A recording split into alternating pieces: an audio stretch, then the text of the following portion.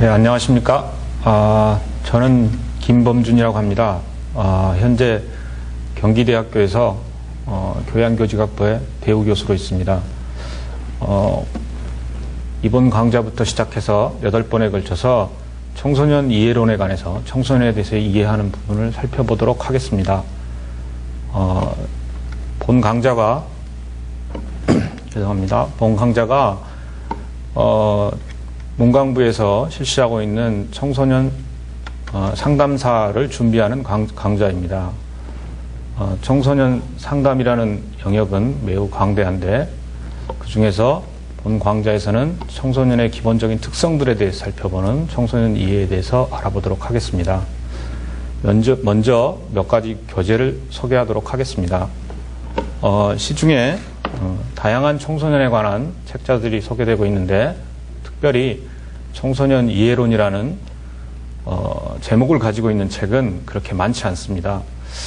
제가 이 강좌를 위해서 시중에 자료들을 수집해 봤는데 그 중에 가장 적합하게 책 제목이 딱 맞아떨어지는 책자는 청소년 상담원에서 나온 청소년 이해론이라는 책이 있었습니다.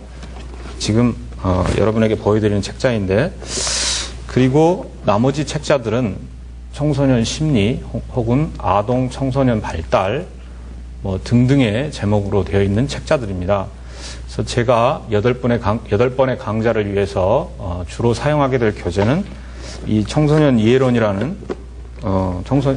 청소년 대화의 강장에서 나온 책자와 다음으로 청소년 심리라고 하는 한상철 선생님 등이 지으신 책자, 그리고 시중에 보면 신민섭 선생님 등이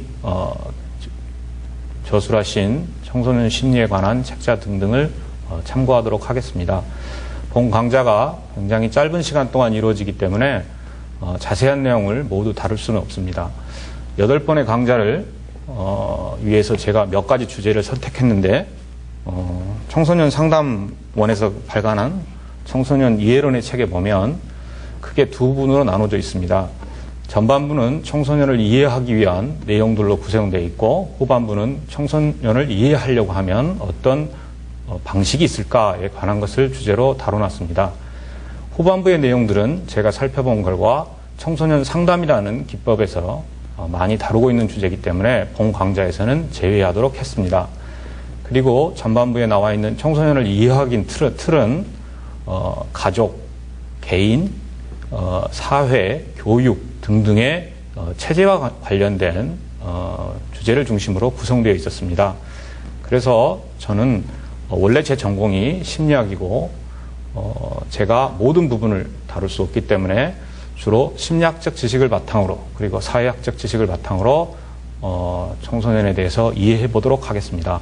그래서 첫 번째 강좌에서는 청소년의 일반적인 청소년에 대한 개념과 청소년의 특성 등을 잠깐 살펴보도록 하고 제2강좌부터는 각 주제에 관해서 청소년을 부모와 혹은 친구들과의 관계 속에서 청소년을 이해하는 방법, 그리고 청소년의 발달상에서 나타나는 심리적 특성들, 인지래거나 혹은 자아 정체성이래거나 등등에 관해서 나누어서 알아보도록 하겠습니다. 그러면 이제 본 강좌에 들어가도록 하겠습니다. 여러분이 가지고 계시는 유인물에 보시면 제1강, 그래서 청소년기의 이해에 관해서 다루고 있습니다. 본 요약물은 주로 한상철 선생님 등이 1997년에 초판을 내셔 처음으로 출간하신 청소년 심리학이라는 책의 제1장을 주로 요약한 내용입니다. 첫 번째 주제로 청소년기는 도대체 어떤 의미를 가지고 있을까에 대해서 말씀드리도록 하겠습니다.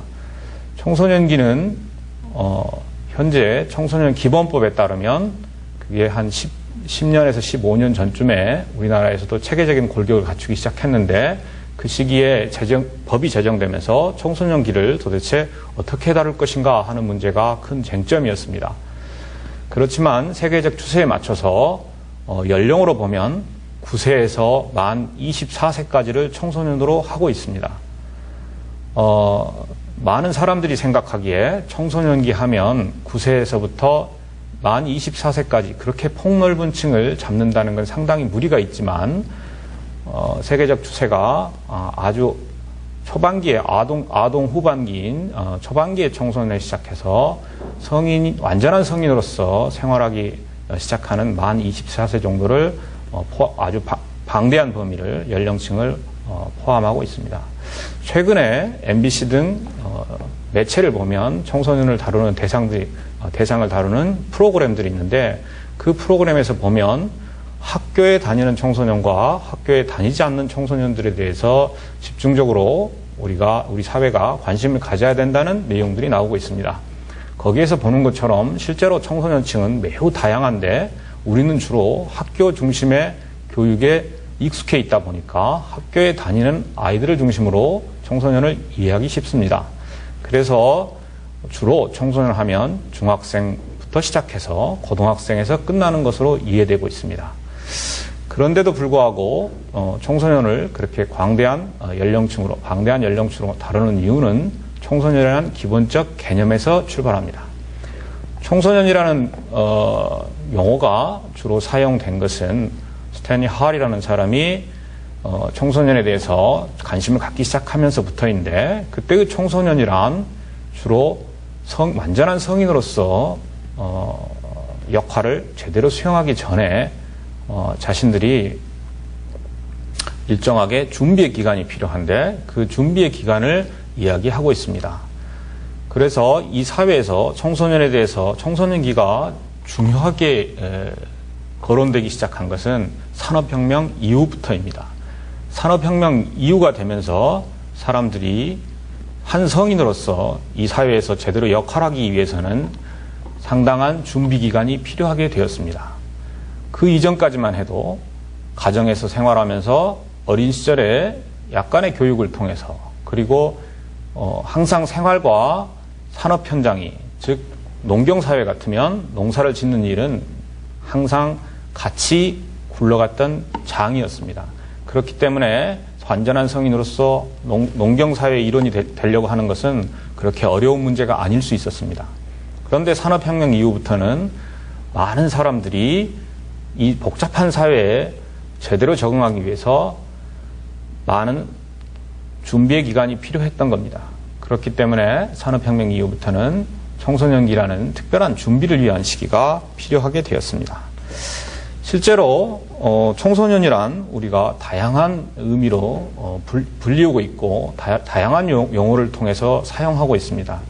먼저 우리는 흔히 청소년 하면 10대라고 이야기합니다. 10대의 반항기 혹은 10대의 반란, 10대가 어떤 미래의 주역 이런 이야기를 많이 하는데 10대라고 할 때는 이제 우리가 성인으로서의 성숙한 인격체라기보다는 미숙하고 뭔가 부족한 그러한 개념에서 사용할 때 주로 10대라는 이야기를 많이 사용하고 있습니다. 두 번째 많이 사용하는 것은 미성년이라는 이야기입니다. 제가 개인적인 경험을 이야기하자면 제가 대학을 처음 갔을 때 만 20이 안 됐었습니다. 그때 한참 유흥가 단속이 심각했는데 그때 유흥가를 드나들 때마다 대학생으로서 갈 수 있는지 그렇지 않으면 법적으로 미성년이기 때문에 들어갈 수 없는지 하는 게 항상 시비거리가 되었습니다. 그것처럼 미성년이라는 이야기를 할 때는 우리는 법 중심으로 이야기하는 것입니다. 법에서 이야기하는 한 인격체로서 법적 책임을 다할 수 있는 연령대가 되었을 때 우리는 성인이라고 부르고 통상적으로 법에 따라 차이는 있지만 우리는 만 20세 혹은 만 18세를 기준으로 그것을 구분하고 있습니다. 다음에 세 번째로는 이제 우리가 흔히 부르는 소년이라는 개념이 있습니다. 소년은 10대를 주로 이야기하고 다음에 미성년이라고 할 때는 초, 중, 고등학생 그리고 대학생을 이야기합니다. 그래서 본 강좌에서 8번의 강좌에서 청소년이라는 개념은 실제로는 9세부터 24세의 법적인 개념이 있지만 우리가 통상 이야기하는 미성년 혹은 10대 혹은 초, 중, 고등학교, 대학생 그래서 주로 중, 고, 대학생의 일반적인 개념들을 포괄적으로 청소년으로 사용하도록 하겠습니다. 두 번째 주제로 넘어가 보면 청소년기는 어떤 특성들이 있을까에 관한 겁니다. 청소년기의 영어로 청소년기를 다양하게 부릅니다. 그렇지만 학문적인 용어로는 adolescence라는 단어를 사용하고 있습니다. 이거는 그 의미를 보면 성숙하다, 성숙해가고 있다, 성숙하고 있다라는 뜻입니다. 그러니까 앞에서 이야기했던 청소년의 개념처럼 우리가 성장해서 성인으로의 역할을 수행하기 위해서 점점 성숙해져 가고 있다 하는 것을 이야기하고 있습니다. 여기서 말하는 성숙이란 실제로는 이제 신체적으로나 정신적으로나 혹은 정서적으로나 혹은 지적으로나 이제 심신양면을 통해서 성인과 같은 완전한 인격체로서의 역할을 완전한 인격체와 같은 형태로 이루어져 간다는 것을 의미하는 겁니다. 쉽게 이야기하면 우리가 아동이라는 개념에서 성이라는 개념으로 전환되어 가는 것을 의미합니다.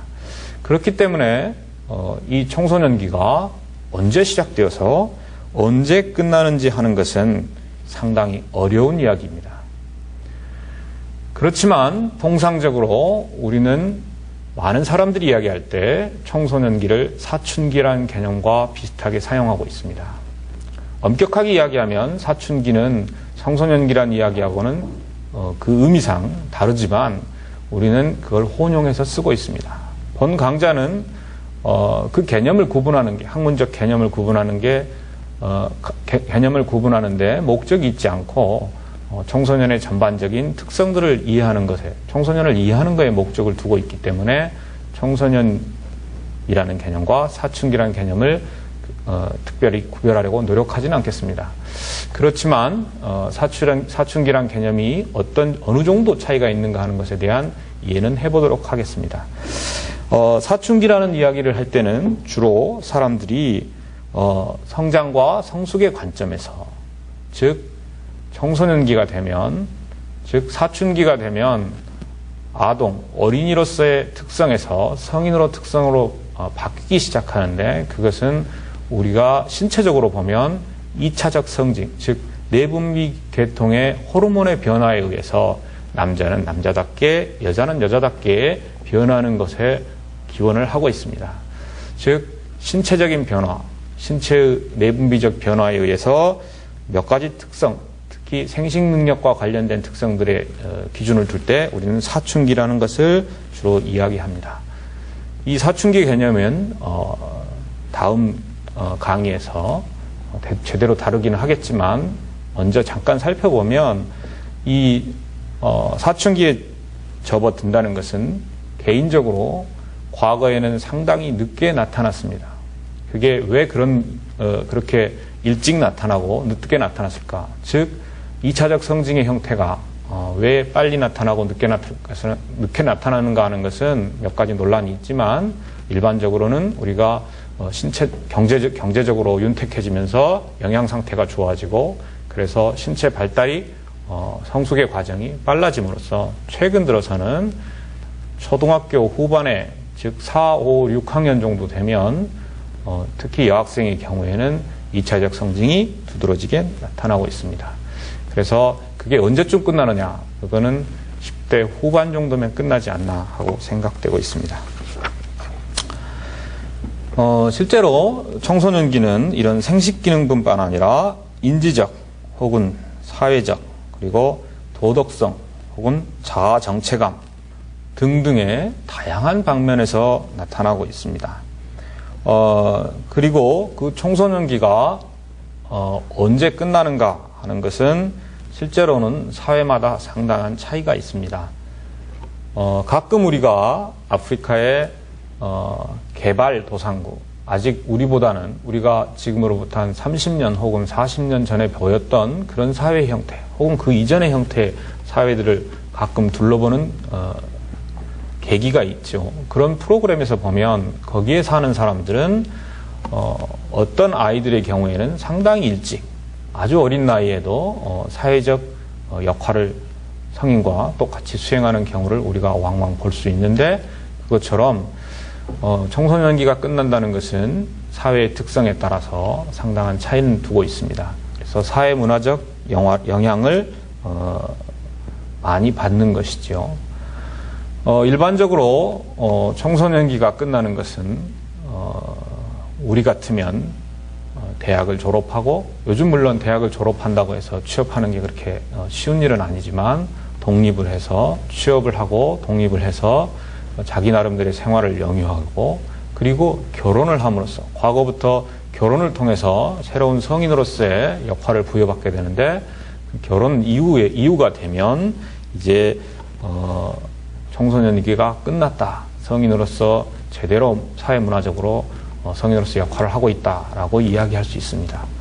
현재 사회 추세가 상당히 결혼을 늦게 하는 경향이 있고, 또 대학원, 또 그 이후에 많은 과정들이, 교육과정이 사회에서 제대로 활동하기 위해 교육과정들이 존재하는 것을 보면, 어떻게 보면 만 24세가 아니고 그 이후까지도 사회문화적 측면에서 보면 청소년기가 연장된다고 할 수도 있겠습니다. 즉 청소년기는 하나의 독립된 시기라기보다는, 물론 발달 단계상에서는 독립되어 있지만 한 성인으로서 성장 발달하기 위한 과도기적 성격을 가지고 있다는 것에 초점을 두고 있다고 하겠습니다. 그래서 여러분 핸드아웃에 요약물에 있는 것처럼 주로 우리가 청소년기를 몇 가지 특성을 들어서 한마디로 그 시기를 이야기해 주는 것들이 있는데, 본 요약물에는 4가지의 예가 제시되고 있습니다. 저는 이런 단어들을 고등학교 윤리책에서 주로 배웠는데, 요즘은 어떤지 잘 모르겠지만, 그 이후에 제가 그리고 대학을 졸업하고 나서도 이런 이야기를 계속하게 될지는 그 당시에는 몰랐는데, 그런 내용들을 잠깐 살펴보도록 하겠습니다. 그래서 우리는 청소년기를 과도기라고 부릅니다. 왜냐하면 태어나서 아동으로부터 성년으로 변해가는 과정 속에서 지나가는 중요한 준비의 기라는 뜻에서 과도기라고 부르고 있습니다. 또 하나는 주변인이라고 부릅니다. 물론 청소년 집단이, 최근의 청소년 집단은 청소년들은 상당한 힘을 가지고 있습니다. 저 같은 경우엔 지금으로부터 한 20년쯤 전에 고등학교를 졸업했는데, 그 전에 학교 장면에서 보면, 주로 학교를 다녔으니까요. 학교 장면에서 보면 선생님의 일방적인 강의를 들었고 많은 정보를 선생님으로부터 얻었습니다. 그런데 요즘 학교 장면을 보면 많은 학생들은 욕구가 다양할 뿐더러 선생님으로부터 모든 걸 배우지 않습니다. 선생님도 모르는 게 있고 선생님보다 더 많이 하는 학생도 있습니다. 어떤 일부의 영역에 있어서는. 왜냐하면 인터넷이라는 새로운 매체가 나와서 사이버상에서 많은 행동들을 주고받고 정보를 공유하고 있기 때문에, 힘의 차원에서 보면, 파워라는 차원에서 보면 누가 더 힘이 센지 알 수가 없습니다.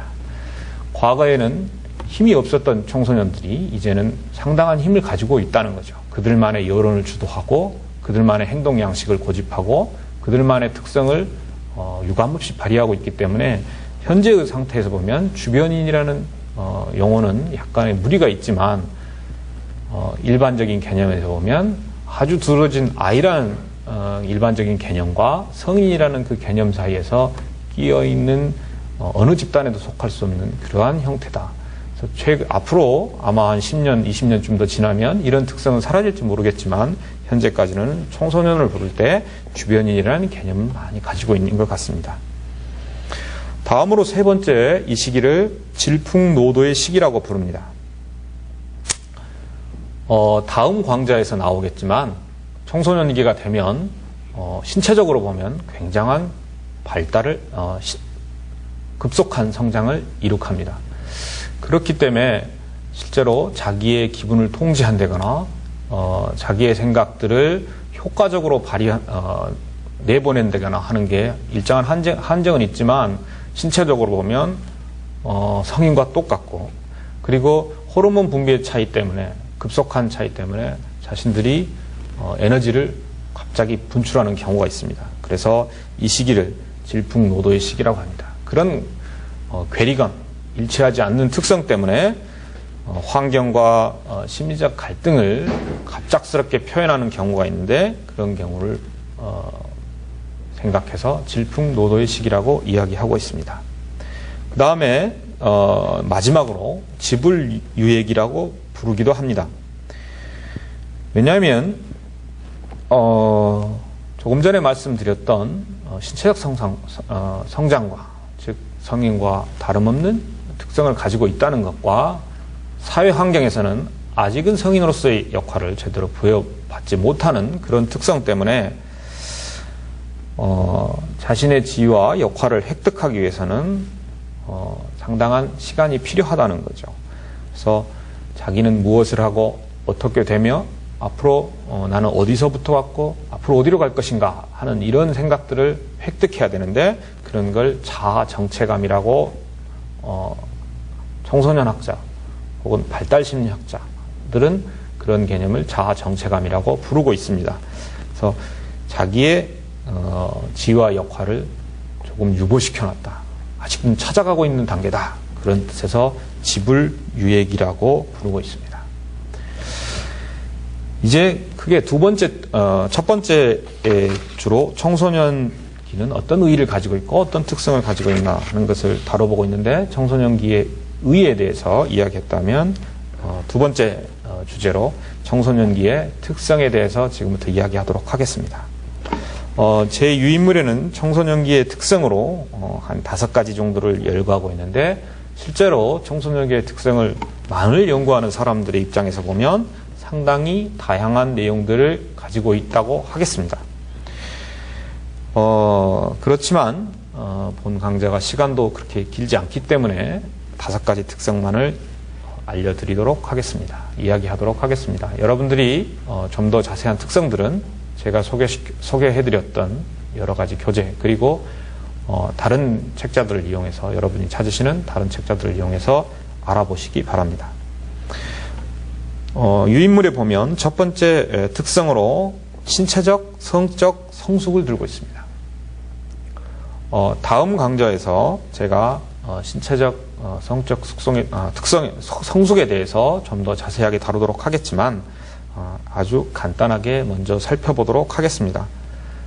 첫 번째 신체적 성숙에서 보면 신체가 하루아침에 자고 일어나면 쑥쑥 크더라 라는 것처럼 또 얼마 전에 나왔던 우유를 많이 먹자고 장려하는 CF에 보면 두 연예인이 나왔는데 같은 친구로서 어린 시절에 한 사람은 우유를 좀 적게 먹고 한 사람은 우유를 많이 먹었습니다.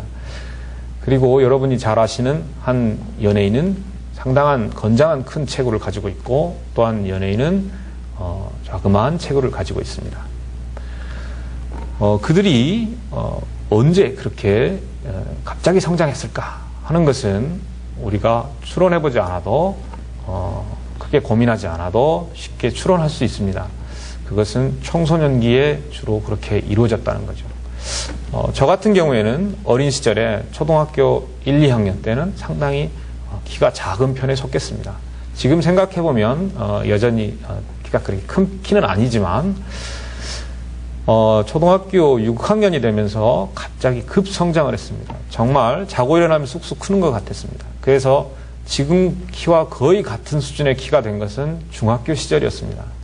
초등학교 초반에는 거의 제일 앞에 앉아 있다가 제가 학교를 다닐 땐 주로 키순으로 앉았기 때문에 앞에 앉아 있다가 6학년 그리고 중학교를 다니면서는 가장 뒤에 앉았습니다. 그리고 다시 점점 앞으로 오게 됐는데 그 시기가 되면 신체적으로 급성장을 한다는 거죠. 그래서 그걸 성장 폭발이라고 부릅니다. 그리고 신체적으로 2차적 성징이 나타납니다. 남자들은 수염이 나고 가슴이 지금 현재 성인들처럼 근육들이 발달하고 그리고 여자들은 이제 가슴이 발달하고 여성처럼 피하 조직이 변화합니다. 그것은 내분비 계통의 호르몬의 영향 때문이죠. 어떤 호르몬이 관련되는지 하는 것은 다음 강좌에서 자세히 알아보도록 하겠습니다. 다음에 이런 신체적 급성장과 사회적으로 주어지는 여건 간의 괴리 때문에 상당히 불안합니다. 그리고 예견된 신체적 성장, 자신들이 미리 나타나리라고 예견하지 못했기 때문에 급작한 몸의 변화로 의해서 역시 불안합니다. 그래서 정서적으로나 심리적으로 상당히 불안하기도 하고 또 열등감을 느끼는 경우도 있고 혹은 호기심을 갖기도 합니다. 그리고 이제 친구들을 돌아보면 이런 신체적 성장이 모두 똑같이 일률적으로 일어나는 게 아니기 때문에 실제로 보면 개인차가 많이 나타나게 됩니다. 그런 개인차 때문에 친구들과의 비교를 통해서 상당히 불안한 경우도 있습니다. 두 번째 특성으로는 인지적 발달을 둘 수 있습니다. 인지적 발달이란 우리가 쉽게 이야기하면 IQ와 같은 지적 능력을 이야기합니다. 우리는 지적 능력하면 주로 공부를 연상하게 되는데 실제로 학문적으로 인지적 능력이란 공부 이외에 우리가 살아가면서 많은 문제들을 접하게 되는데 그런 문제들을 어떻게 해결하고 어떤 이야기들을 어떻게 알아듣고 어떤 개념을 어떻게 획득하고 하는 것들에 대한 전반적인 내용을 다루는 것입니다. 인지적 능력은 주로 우리가 인지적 발달을 이야기할 땐 여러 학자가 있지만 삐아제라는 사람의 이론을 주로 인용합니다. 삐아제 이론에 따르면 인지적 능력은 이 청소년기에 급속하게 변해서 정점에 도달하고 그 정점에 도달한 인지적 능력이 성인이 되어서 그리고 노년이 될 때까지 평생 동안 지속되는 것입니다. 물론 성인이 되어 노인이 되는 과정에서 인지적 능력이 약간의 차이, 즉 저하를 보이는 경우도 있긴 있지만 일반적인 인지적 능력에 있어서는 정점을 이루는 이후에 평탄한 연속적 선상에 놓여 있다고 하겠습니다. 어떻든 간에 청소년기가 되면 아주 낮은 수준의 인지적 능력에서 시작됐던 아동기를 지나서 성인과 똑같은 폭발적인 인지적 발달이 이루어집니다. 그리고 또 하나의 특성은 자기 중심의 자아중심적 사고가 증가한다는 것입니다. 타인과 구별되는 독특한 자기라고 생각하는, 물론 자아중심성이라고 할 땐 어린 시절에 자아중심성을 이야기하는 경우도 있습니다. 인지적 능력에서 보면 그때의 자아중심성이라는 것과 여기서 말하는 자아중심성은 약간의 차이는 있지만 어떻든 간에 자기중심의 사고, 타인에 대한 배려가 적은 자기중심적 사고가 존재한다는 것입니다. 성인이 되면 여러분이 경험하시는 것처럼 타인을 생각하고 남들의 생각을 받아들이고 하는 게 훨씬 자유롭지만 청소년기에는 그런 자아중심적 사고가 매우 높은 관계로 타인의 배려가 타인의 생각을 좀 더 안정적으로 고려한다는 것이 어렵다는 것입니다.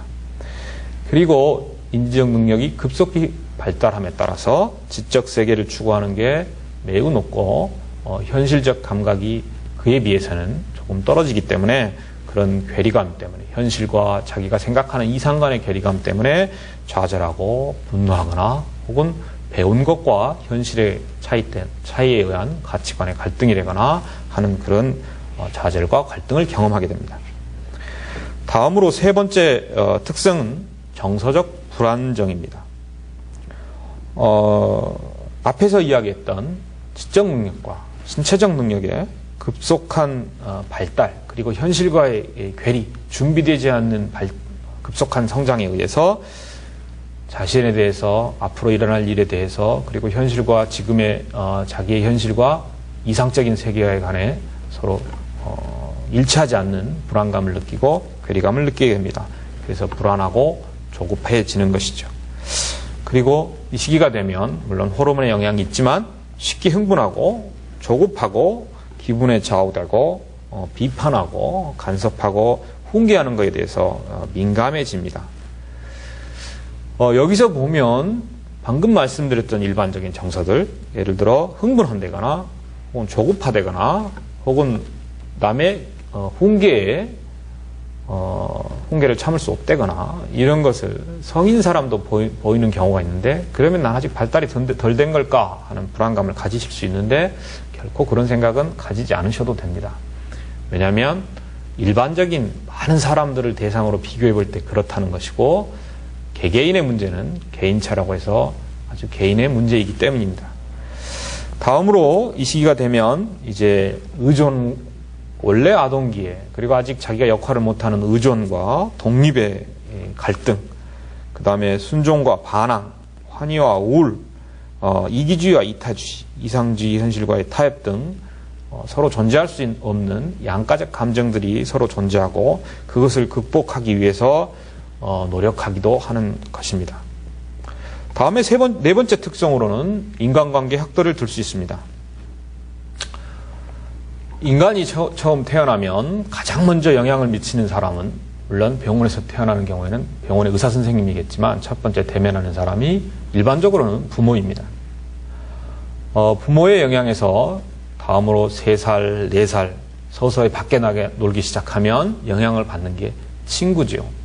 그 친구의 범위가 초등학교를 가고 중학교를 지나고 고등학교를 가면서 점점 확대되어 갑니다. 처음에는 자기 집 옆에 있는 또래의 친구들, 학원을 같이 가는 친구 정도만 다른 자기 가족 이외의 사람을 만나게 되지만, 이 시기가 되면 다양한 집단을 구성하고, 즉 교회에 가거나 취미가 같은 사람을 만나거나 혹은 인터넷을 통해서 카페에서 누군가를 만나거나, 물론 그걸 요즘 불안해하는 부모님들이 많이 계시지만, 물론 저도 자식이 있어서 그 자식들이 그런 만남을 통해서 잘못되지 않을까 항상 두려워하지만, 그 만남을 막을 수는 없는 겁니다. 왜냐하면 그런 만남을 통해서 인간이 성숙해져 가기 때문이죠. 그래서 급속하게 이 청소년기가 되면 이제 다양한 사람들, 친구라는 이름의 다양한 사람들을 만나서 인간관계가 급속하게 확대되어 간다는 겁니다. 성인으로는 부모님 이외에 선생님, 그리고 친구들 간에는 그게 나이가 좀 많건 적건의 차이는 있지만, 이런 집단을 우리는 통상 또래 집단이라고 그러는데, 그런 또래 집단들을 통해서 인간관계가 급속하게 확대된다는 것입니다. 이때 인간관계는 실제로는 성인들의 인간관계는 조금 다른데, 그 성인들의 인간관계보다는 조금 더 순수하고 조금 더 인간 중심의 만남을 지속해 가는 겁니다. 마지막 특성으로 이야기할 수 있는 건 자아정체감 확립입니다. 실제로 이 자아정체감이라는 건 태어나서부터 죽을 때까지 끊임없이 우리에게 다가오는 문제지만, 이 시기가 되면 나는 누구고 왜 존재하는지에 관한 해답을 얻으려고, 그리고 왜 어떻게 살 것인가에 관한 해답을 얻으려고 꾸준히 노력해가고 꾸준히 고민하고 하는 겁니다. 좀 더 이때가 되면 이런 문제가 심각하게 다가온다는 것이죠. 그래서 이때가 되면 내적 충동이 증폭되면서 혹시 자기가 주인이 아닌가 하는 그런 느낌 때문에, 그리고 불확실한 지위와 역할의 변화, 그리고 그에 따른 적응의 문제 때문에, 그리고 인지적 발달로 외적 기준에 의해 쉽게 자신을 평가하던 그 이전의 시기에 비해서 이제 추상적인 개념 속에서 자기를 이해해야 되는 그런 지적 능력의 발달 때문에, 그리고 실제로는 급속하게 우리 사회에서 문제가 되고 있긴 하지만 여전히 진로의 문제 때문에 자아정체감 확립이라는 것이 더 큰 이슈가 되고 있습니다.